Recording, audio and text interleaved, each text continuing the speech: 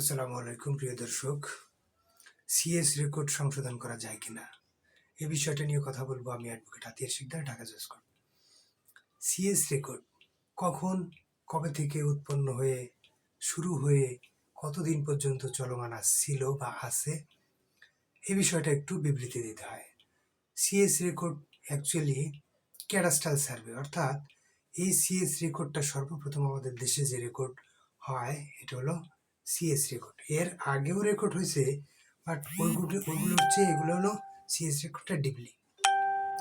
CS রেকর্ডে দেখা গেল একজন মালিক ছিলেন, কোনো কারণে অন্য কোনো ব্যক্তির নাম অন্তর্ভুক্ত হয়েছে, অথবা সিএস রেকর্ডের মন্তব্য কলমে দেখা যায় বলা আছে যে মৌখিকভাবে কোনো একটা প্রপার্টি অন্য কোনো ব্যক্তিকে দান করেছে বা হেবা করেছে মৌখিকভাবে, এটার কোনো ডকুমেন্টস নেই, অথবা মৌখিকভাবে কোনো ব্যক্তিকে দখল করার জন্য দিছে বা খাইতে দিছে।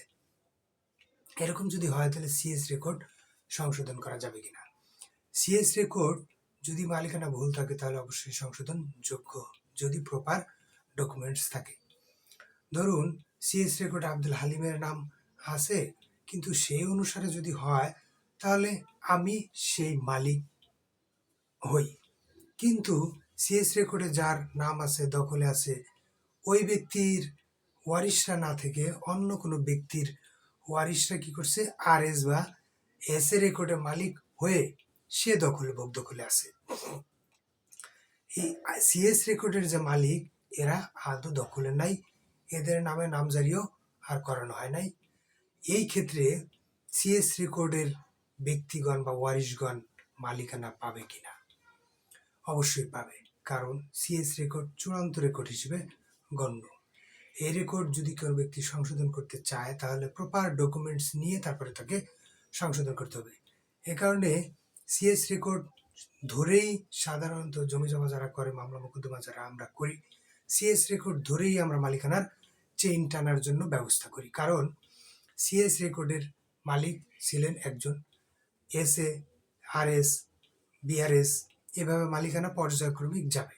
সিএস রেকর্ড একজন মালিক রেকর্ড হয়েছে, তারপরে আরএস এ আইসা আরেকজন মালিকের নাম রেকর্ড হতেই পারে, যদি সেটার সূত্র থাকে, দলিল থাকতে পারে, ওয়ারিশ সূত্রে হতে পারে, অথবা যে কোনোভাবে সে মালিক হতে পারে।